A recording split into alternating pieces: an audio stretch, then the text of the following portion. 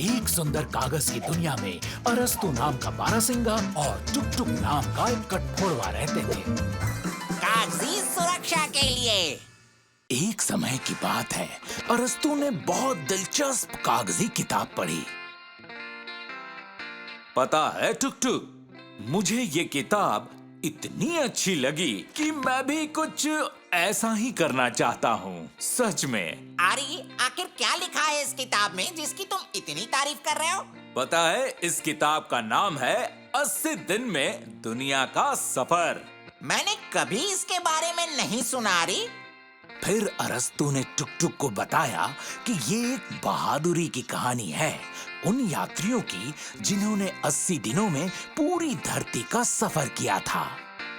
तो मेरे दोस्त, तुम और मैं कागजी जंगल का सफर शुरू करेंगे और पूरा करेंगे सिर्फ एक दिन में, ठीक है? आरी, लेकिन ये तो नामुमकिन है। हम इतना लंबा सफर इतने कम समय में नहीं कर सकते हैं। बहुत मुश्किल है। तुम बिल्कुल गलत हो मेरे दोस्त। सफर के लिए बस अच्छी तैयारी की जरूरत होती है, जो हम करेंगे। मुझे तो फिर भी ये नामुमकिन लगता है। तो टुक टुक, मेरे हिसाब से तुम्हारी परेशानी का अंत कोशिश करके ही होगा। चलो कागजी जंगल का सफर शुरू करते हैं और वापस घर पर मिलेंगे शाम की चाय पर। क्यों, क्या कहते हो? टुक टुक पूरी सुबह सफर की तैयारी कर रहा था।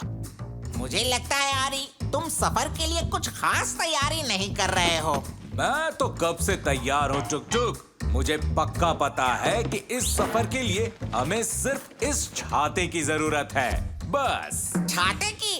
और तुम इसे कहते हो सफर के लिए अच्छी तैयारी? बिल्कुल टुक टुक, मेरे लिए तो यही है सफर के लिए अच्छी तैयारी, यानी कि कागजी तैयारी, समझे? कागजी दोस्त। कागजी छाता कैसे बनाएं? एक कागज को गोल आकार में काटें और उसके केंद्र को चिन्हित कर दें और उसे 2 हिस्सों में मोड़ लें। एक बार फिर मोड़ें और एक बार फिर, ताकि उस पर सिलवटें बनती रहें। बस अब कागज को फैला दें, जिससे सिलवटें कुछ ऊपर की तरफ और कुछ अंदर की तरफ बन जाएं। अब एक लकड़ी लें और छाते के केंद्र में उसे फंसा लें। वहाँ गोंद लगा दें। आपका छाता तैयार हो गया। अब दोनों दोस्त निकल पड़े सफर पर। आखिरकार अरस्तु का छाता काम ही आया। जब बारिश से बचने के लिए दोनों दोस्तों ने उसके नीचे पनाह ली। लगता है हमारा सफर समुद्री यात्रा बनने वाला है ना?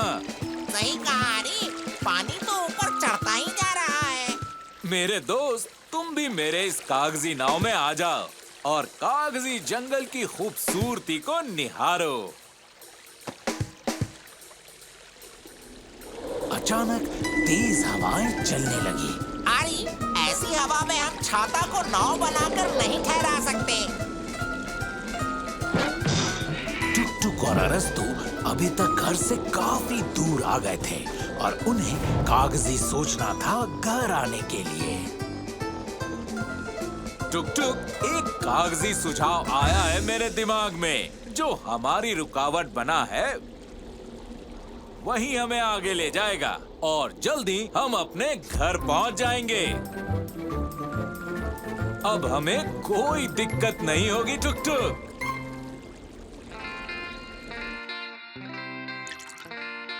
बहुत ही कागजी दिन रहा आज आरी। हमने पूरे कागजी जंगल का सफर पूरा किया, है ना? और सही समय पर वापस भी पहुंच गए शाम की चाय पर। तुम्हें इस चमत्कारी छाता के बारे में इस किताब से पता चला होगा ना? टुक टुक के इस सवाल के जवाब में अरस्तु के पास सिर्फ उसकी खामोश मुस्कुराहट थी, क्योंकि उसे मालूम था कि कागजी किताबों से ली गई हर जानकारी को असलियत में इस्तेमाल करने के लिए चाहिए कागजी सूझबूझ और थोड़ी सी कागजी चतुराई भी।